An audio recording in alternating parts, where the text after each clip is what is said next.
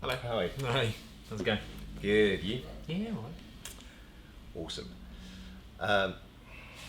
So we wanted to do a video today focusing, we're going to break it up into two things.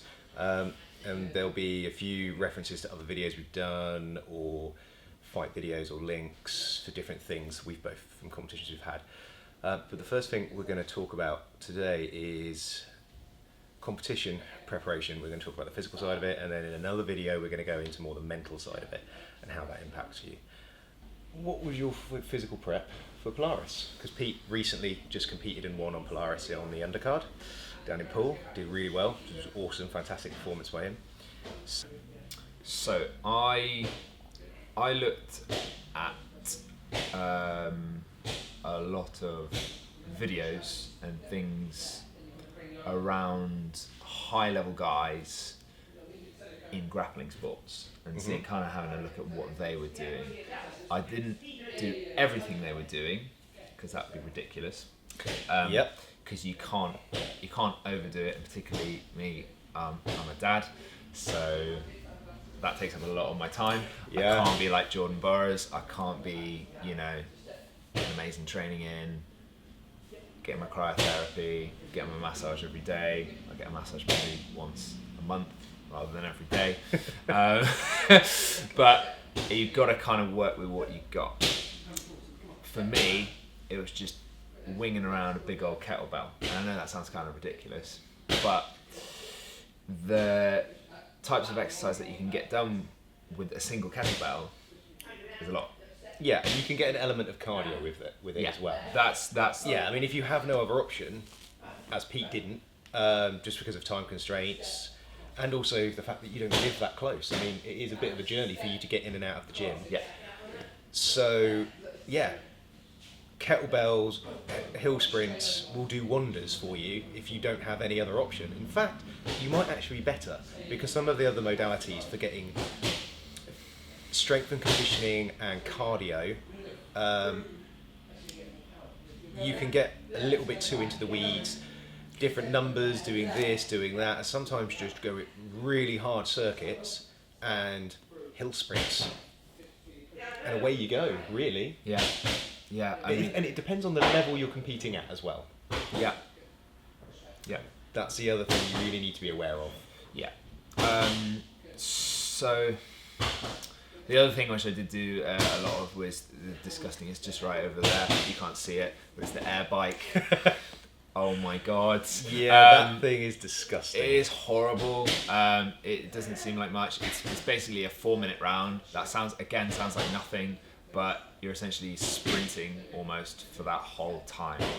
Roughly, you get like a 10-second break. Yeah. So it's a classic Tabata, 4 minutes.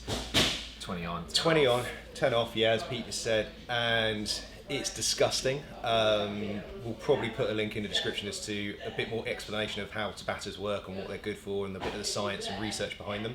Why they're great. They are a great tool for conditioning for combat sports. They're amazing tool because it mimics what happens in a combat sport very well. So you've got like little periods of times of go, then you might have like 10 seconds, 20 seconds of chilling out, moving around, and then back on again. I'd say that the air assault bike, if you've got the option of using it, do it.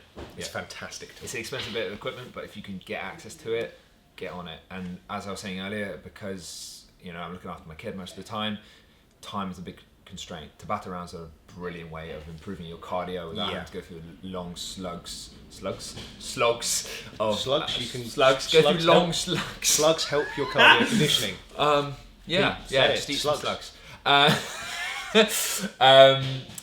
I'm not a major fan of running because I get a lot of tightness in my knees because in Jiu-Jitsu it's just your knees get wrecked. Yeah. So I don't like that smashing of the knees too much, but you've got to put that extra work in. I think this is where we're coming to with all of this is, you can train 5, 10, even 15 times a week at Jiu-Jitsu. Your cardio will definitely improve, but it's never going to be a big improvement, all right? Because the whole essence of Jiu-Jitsu is to become more efficient. Yeah. So the more efficient you become, the less you're going to have to work. Yeah, this is very true. And this is that classic thing, whether you're a white belt in Jiu-Jitsu or you're a first-time boxer, Muay Thai fighter, whatever it is, MMA, notice how the good guys in your club, at whatever sport it is, they don't gas with you. They go with white belts and blue belts and they don't gas, but that white belt or that blue belt is absolutely hanging out because that person's made them work. They've made them carry their weight. So you get really efficient at making other people do the work for you. That's the idea. So yeah, you're going to become way more efficient. You'll get some cardio and you'll definitely get a bit stronger, and muscle endurance as well. But actual out and out cardio, you need to rev your engine as hard as you can get it for periodic bits of time, drop it back down, recover, up, down, up, down. That's why I differ from Pete a little bit. I like running, but only when I'm under a certain weight. Otherwise my body complains. It just does. So, but I do use the air bike, and I tend to have a little bit more time, so I like to incorporate circuits that involve 1 minute, one exercise, 1 minute another exercise, back 1 minute on the old exercise, 1 minute on the next one. So 4-minute rounds, 5 times through. So it's a 25-minute process, and I usually run that twice a week if I get the opportunity to. It's horrendous. It is horrendous. Yeah. But I find my cardio gains from that because I'm never able to get used to it. I find sometimes if I do the same cardio-based exercise, my body conditions to it, I adapt. So when it comes to cardio, also realise that sometimes switching things up, so like with the kettlebells, you could do kettlebell swings followed by hills, like 10 swings, then go sprint up that hill, 10 swings, go sprint up that hill, pull-ups and sprints, and all sorts of things. You combining a strength movement with an out and out,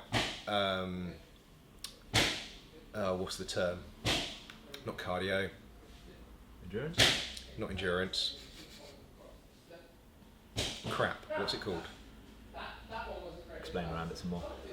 Aerobic and anaerobic. Yeah, anaerobic. There we go. So yeah, start again.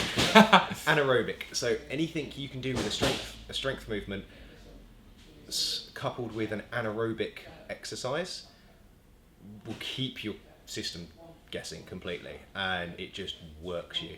And it's relatively safe. That's the other thing. It's hard to do any sport, actual sport itself, at 100% without potentially risking injury to you or others. Yeah.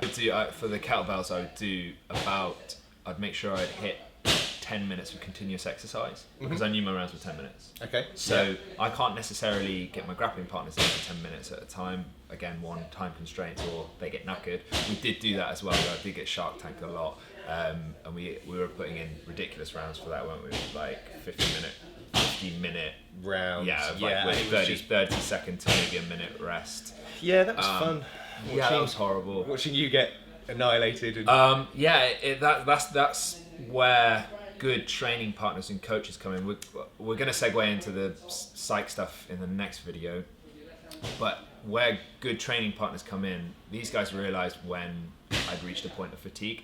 So I'd put maybe in 30 minutes of hard work, or say I'd been training hard all throughout the week and I'm starting to fatigue in these rounds. They'll notice it and they'll say, look, we're gonna cut these rounds short. We'll actually just flow well for the next 3 rounds and see if you recover. If you fire don't, in a longer rest period. Yep. That's the other thing, like, don't ignore your rest and recovery, because that is part of it. You really need to make sure you are resting and recovering. Like doing, say, 3 days hard of conditioning and cardio, then expecting to also roll or spar or pad work or whatever it is, you're going to break as well. That you will start to break down. So you really need to make sure you do take proper rest and recovery. And as you said, that could be massage, diet, nutrition. Notice I do break out diet and nutrition. Diet is what you need to function, calories for food. Nutrition is supplements, vitamins, minerals, whatever it is to help you perform better, because your needs are going to be greater, and sometimes it's difficult to get everything you need from your diet. So also keep that in mind as well. Another thing in terms of physical prep, this is moving like closer towards competition time, is I find, for me personally, I roll best when I'm on roll maybe round 3, round 2 to 3 is when I'm warm and I feel as if everything's flowing and my wrestling's working well. Rounds like it's definitely round 1 and 2 are actually throwaways. Like I'll just muck around in those. Yeah. I'll just be trying to getting to a sweat on. So going into competition, I want to be feeling as if I'm on round 3. I want to actually physically be feeling warm up.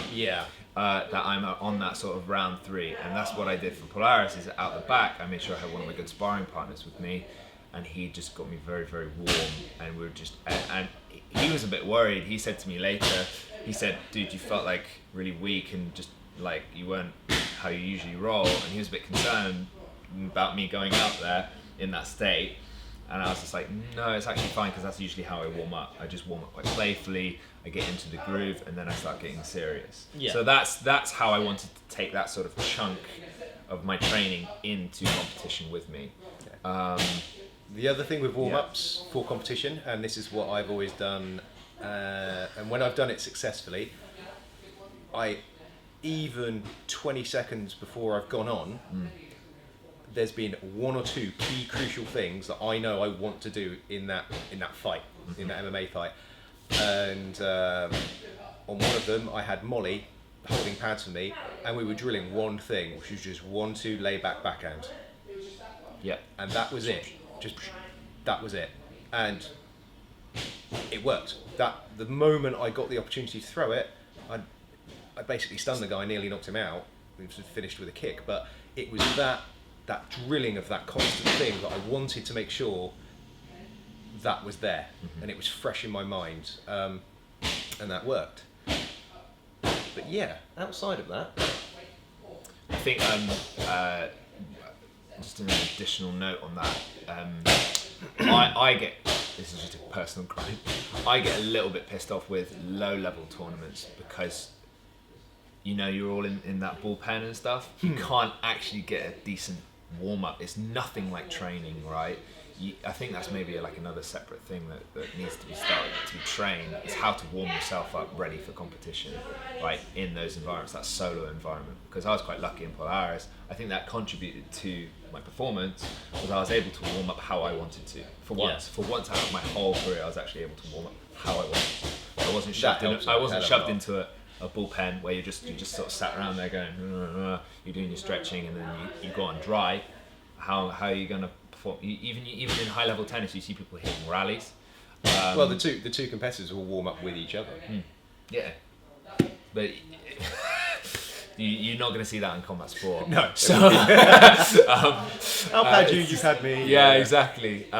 So that's maybe, I think that was a contributor to a better performance as well. So you got to find that out about yourself as well. How you warm up and what works well for you, and just sort of go, okay, I performed really well when I did this, and this, but it didn't work as well. Okay, so thanks very much for watching. This is part 1. There's going to be a part 2 to this, and we're going to go a bit more in that video into the mental side of it, of preparing for competition and etc. Please don't forget, like and subscribe. Click the subscribe button and the bell icon down there somewhere. There will be links to our channel, and also Pete's fight on Polaris, and probably some of my my tournament, my fights as well. Okay, thanks very much, and thank you.